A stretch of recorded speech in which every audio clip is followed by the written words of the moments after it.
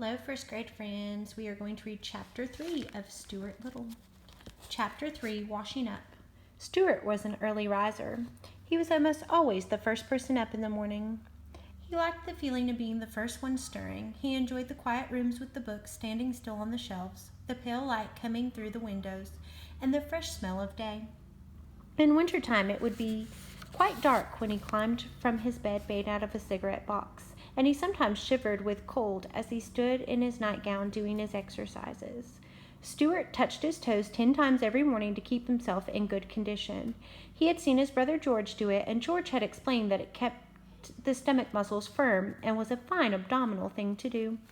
After exercising, Stuart would slip on his handsome wool wrapper, tie the cord tightly around his waist, and start for the bathroom, creeping silently through the long dark hall past his mother's father's room, past the hall closet where the carpet sweeper was kept, past George's room, and along by the head of the stairs till he got to the bathroom.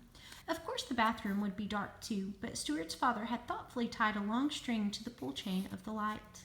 The string reached clear to the floor. By grasping it as high up as he could and throwing his whole weight on it, Stuart was able to turn on the light. Swinging on the string this way, with his long bathrobe trailing around his ankles, he looked like a little old friar pulling the bell rope in an abbey. To get to the wash basin, Stuart had to climb a tiny rope ladder, which his father had fixed for him.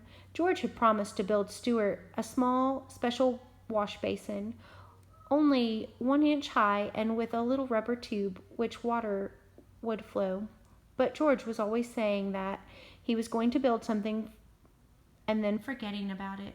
Stuart just went ahead and climbed the rope ladder to the family wash basin every morning to wash his face and hands and brush his teeth.